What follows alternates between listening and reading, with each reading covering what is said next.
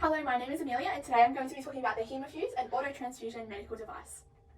Globally, 528,000 women die each year from pregnancy and childbirth complications. Half of these deaths occur in sub-Saharan Africa because of severe bleeding. This causes a high prevalence of anemia and results in a large demand for blood transfusions. In Ghana, of the over 20,000 ectopic pregnancies each year, 87% will rupture.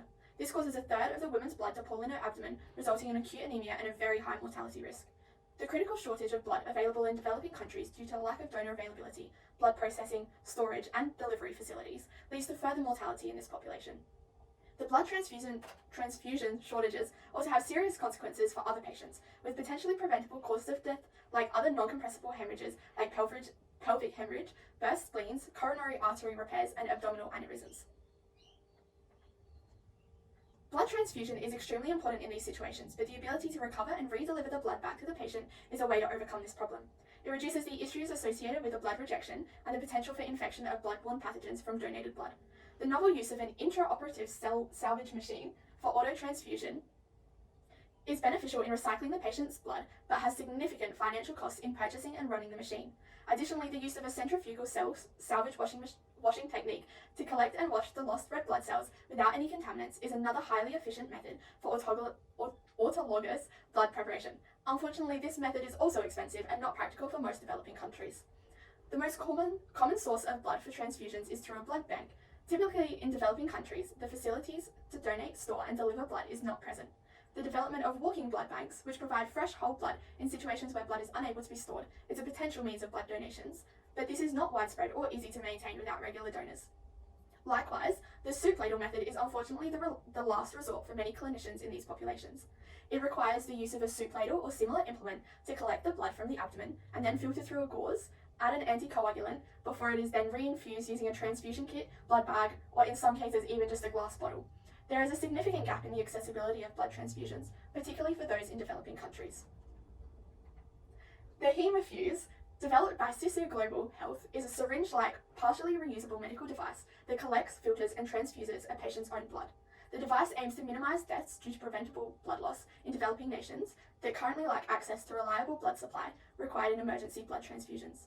The device is made up of a plunger, a collection barrel, a filter, and inlet and outlet ports. The blood is collected via suction and then passed through the filter before being expelled through the outlet port into a blood bag. The device has a shelf life of 1 year and comes with 50 one-time use disposable filters. The filters are changed between patients, and the main body of the device can be sterilized. Hemafuse provides the opportunity for blood in situations where previously no blood or not high-quality blood was able to be sourced through using a patient's own blood within the same surgery. These images demonstrate how the patient's blood is extracted and filtered, then collected in a blood bag and transfused back into the patient, taking approximately 10 minutes from start to transfusion. Hemafuse can provide high-quality blood from the patient back to the patient via autotransfusion and has shown to be significantly less labour-intensive than the soup ladle method. The Hemafuse is continuing to be improved and refined and has been evaluated through several feasibility studies and clinical trials to evaluate the device and its benefit in developing nations. The enabling factors and enabling knowledge for the Innovating Hemafuse was an understanding of autotransfusion. This process is the collection and reinfusion of a patient's blood, typically within the surgery. The technical knowledge, understanding the history of autotransfusion, enabled the Hemafuse to be developed as a much simpler version than the current advanced continuous autotransfusion devices.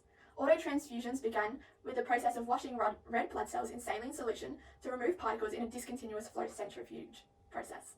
This then developed into the Cell Saver device, that is a continuous flow centrifuge device, and allowed for this knowledge to be applied to the invention of the Hemafuse.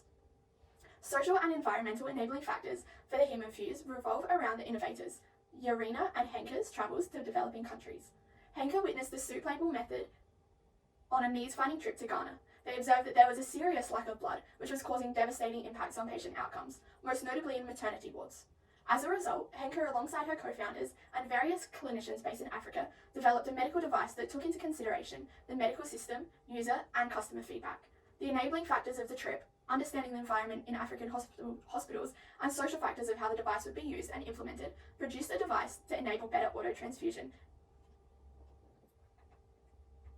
Key resources for the implementation and development of the Hemafuse include tangible resources.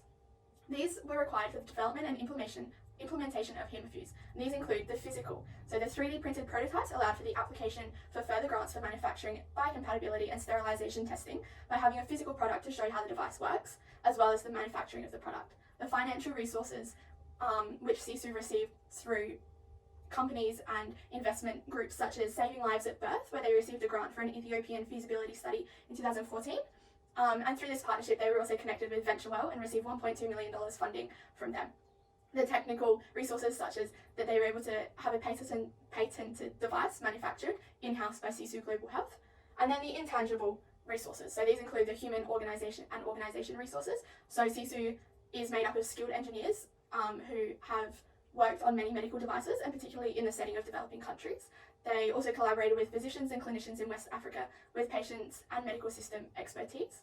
And then also a specialist educator who was able to help roll out the device and train up health workers in their situations.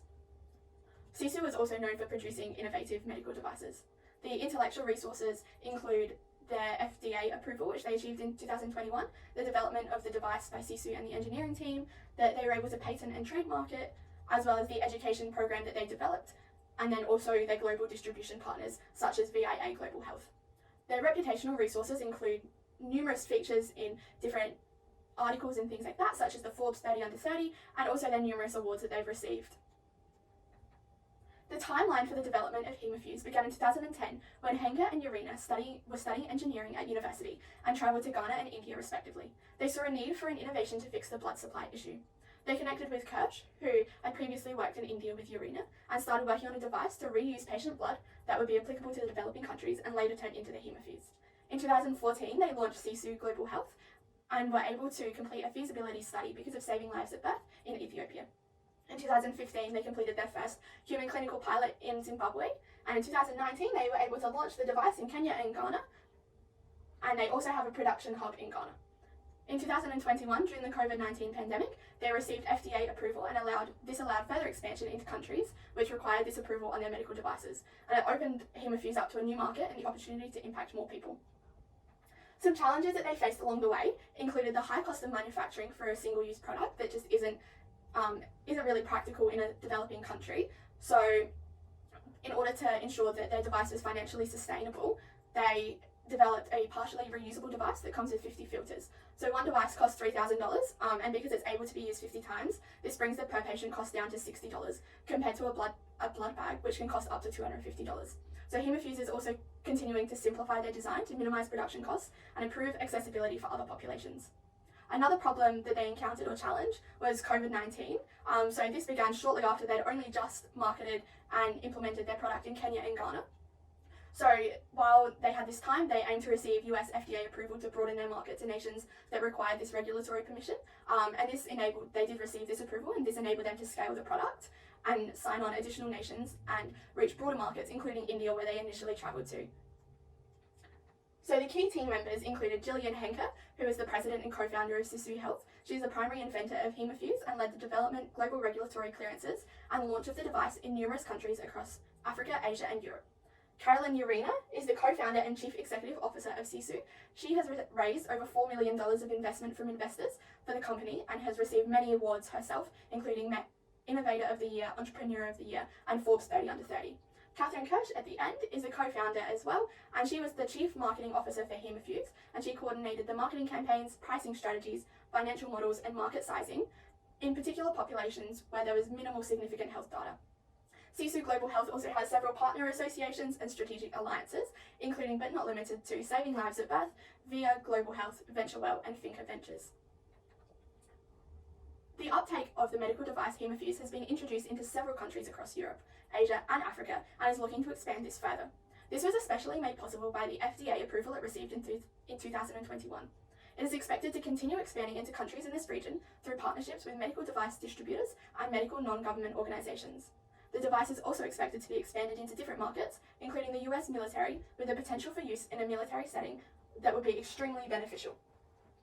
While the Hemafuse is significantly lower priced than some other autotransfusion techniques, clinicians are still concerned for the cost of using the product, currently placed around $60, with some developing nations having per patient budgets as low as $20. Most recently, Hemafuse devices have been shipped to Ukrainian hospitals. This will allow for continued medical care for casualties of the war, even when blood donation and other resources are limited. The impact of Hemafuse has been seen through thousands of lives, with the device's life-saving ability for patients to have blood when needed in surgery. The use of patients' blood by clinicians to reinfuse themselves had increased the overall blood supply, decreasing the burden on the donor blood. Additionally, it has even been found that clinicians have begun opting to transfuse a patient's own blood using the Hemafuse instead of donor blood, even when it is available. This is a testament to its usability and success, and as discussed above, potentially cost-saving, as the donor blood bag is potentially more expensive. Hemafuse is on track in the coming years to impact an estimated 14 million lives by both lives saved using the device for blood transfusions, but also in estimated donor blood saved that can be instead used for other urgent procedures.